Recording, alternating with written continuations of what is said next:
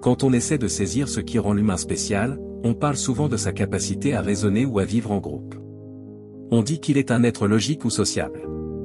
Mais en y regardant de plus près, il y a une autre facette, moins glorieuse peut-être, mais tout aussi vraie, l'humain est un être qui souffre.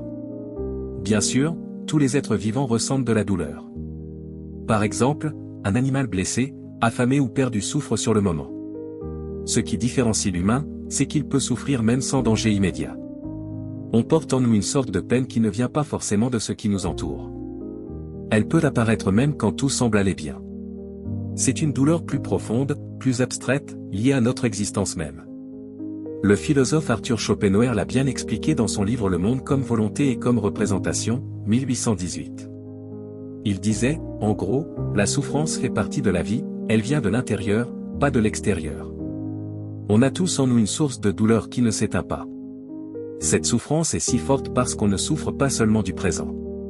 On ressasse le passé et on s'inquiète pour l'avenir. Notre conscience du temps devient une source de tourment. Søren Kierkegaard, en 1844, parlait d'angoisse, disant que chaque humain vit avec l'idée que la peur, la perte ou la destruction sont toujours là, à côté de nous. Ce qui est étrange, c'est que, malgré l'importance de cette souffrance, peu de gens prennent le temps d'y réfléchir. C'est normal, penser à la douleur, c'est ouvrir la porte à des pensées sombres qu'on préfère éviter. Le psychologue William James parlait d'une sorte de poison caché dans nos joies quotidiennes. Il y a quelque chose en nous qui gâche nos moments heureux, et y penser peut faire remonter ce malaise. Mais est-ce une bonne idée de fuir cette douleur et de l'ignorer? Pas sûr. C'est là que Nietzsche entre en jeu. Ce philosophe n'a jamais eu peur d'explorer la souffrance. Au contraire, il en a fait le cœur de sa pensée. Là où d'autres voyaient la douleur comme un problème à éliminer, lui y voyait une chance de changer. Pour Nietzsche, il ne faut ni fuir ni subir la douleur. Elle peut devenir une force, un moteur pour sortir de la routine, à condition de l'affronter avec courage. Dans Le Gai Savoir, 1882, il écrit quelque chose comme « Regardez les gens qui réussissent le plus, ceux qui créent ou accomplissent de grandes choses. » Peut-on imaginer un arbre devenir grand sans affronter les tempêtes? Les épreuves, les obstacles, c'est ce qui fait grandir. Ce qui détruit les faibles rend les forts encore plus forts, et il ne voit pas ça comme un poison. Nietzsche explique que ce qui compte, ce n'est pas la douleur elle-même, mais la façon dont on la gère. Dans un autre livre, La volonté de puissance, il dit que savoir supporter une grande souffrance montre qui stagne et qui s'élève. Il va jusqu'à écrire, la profondeur de la douleur d'une personne définit presque son importance. La souffrance intense nous rend plus forts. Mais qu'est-ce qu'il entend par « grande souffrance » ? Ce n'est pas juste une douleur physique ou un chagrin passager. C'est une expérience qui secoue tout, notre vision de nous-mêmes, du monde, du sens de la vie. Cette douleur ne nous rend pas amers, elle nous réveille, nous purifie, donne une nouvelle énergie à notre existence. Parfois, elle devient même quelque chose qu'on recherche, non par plaisir malsain, mais parce qu'on comprend qu'elle nous aide à devenir meilleurs. Nietzsche dit que la douleur peut nous désenvoûter. On vit souvent dans des illusions, avec des rêves ou des croyances qui nous empêchent de voir la réalité. Quand la souffrance arrive, elle brise ces illusions. Tout devient clair, brut, sans filtre. Dans Aurore, il décrit l'homme qui souffre intensément comme quelqu'un qui voit le monde avec une clarté terrible. Les petites illusions qu'on ajoute à la vie disparaissent, et si on vivait dans un mensonge, cette douleur peut nous en libérer. C'est pour ça que Nietzsche parle de « discipline de la souffrance ». Il ne s'agit pas d'aimer la douleur ou de chercher à être malheureux, mais de reconnaître qu'elle est nécessaire pour évoluer. Pensez à une forêt après un incendie, tout est détruit, mais de nouvelles plantes poussent, le sol devient plus fertile. Nietzsche voit la même chose en nous. On a tous des habitudes, des illusions ou des façons de penser qui nous bloquent. Quand tout va bien, on n'a pas envie de changer.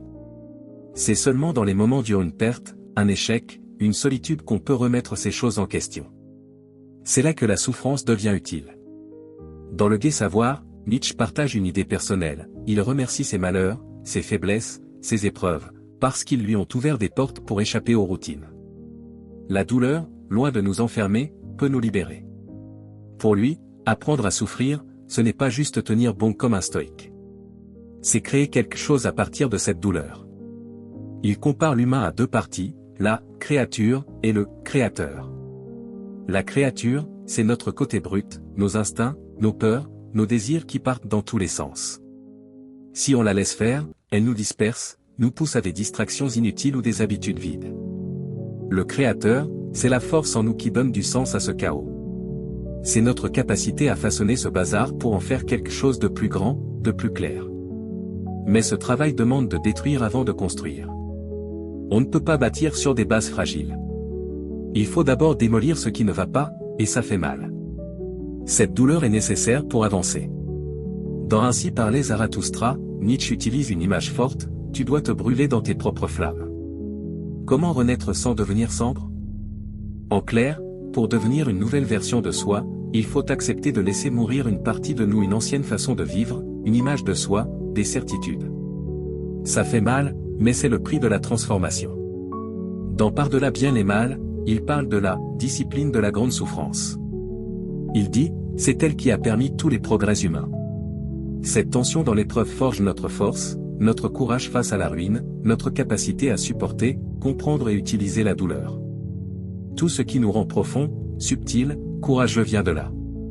Il ne glorifie pas la douleur pour elle-même, mais il dit que nos qualités les plus précieuses, patience, intelligence, endurance, naissent dans les moments durs, pas dans le confort. La grandeur humaine apparaît quand on est poussé à bout, comme une corde prête à casser. Nietzsche fait aussi une distinction importante. Il dit qu'en nous, il y a la créature, celle qui souffre, et le créateur, celui qui transforme. On a souvent pitié de la créature, celle qui a mal et qui résiste. Mais Nietzsche nous pousse à respecter le créateur, celui qui accepte la douleur pour construire quelque chose. C'est une idée radicale, mais elle fait écho à des pensées très anciennes. Héraclite, un philosophe d'il y a 2500 ans, disait que les gens s'éloignent de ce qu'ils côtoient tous les jours. Ils vivent dans des illusions, sans voir la réalité. Nietzsche, lui, veut nous ramener à cette réalité. Il propose une philosophie du changement, où la souffrance n'est ni rejetée ni adorée, mais utilisée comme une force pour avancer. Cette idée, même si elle demande du courage, change notre façon de voir les moments difficiles. La douleur n'est plus une punition, mais un signal, une invitation à changer, à briser nos vieilles habitudes, à nous réinventer. Alors, comment faire? Comment rendre la souffrance utile au lieu de rester bloqué ou amer? Ça prend du temps. On ne peut pas juste se dire, tout a un sens, pour effacer la douleur, car ce serait nier ce qu'on ressent. D'abord, il faut accepter d'être avec la douleur, sans chercher à la fuir avec des distractions ou des solutions rapides.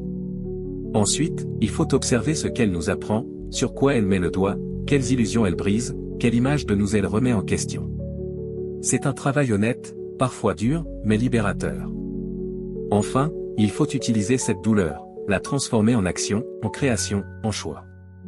Ne pas rester dans la réflexion, mais en faire un tremplin. En résumé, Nietzsche ne nous demande pas d'aimer la souffrance. Il nous propose de l'utiliser, de la transformer en énergie, en clarté, en mouvement. Il nous invite à ne plus la subir, mais à en faire une force pour notre croissance intérieure. C'est un défi, mais c'est aussi une idée libératrice. Elle donne un sens au chaos, nous aide à affronter la douleur sans s'effondrer et nous pousse à grandir, non pas malgré la souffrance, mais grâce à elle.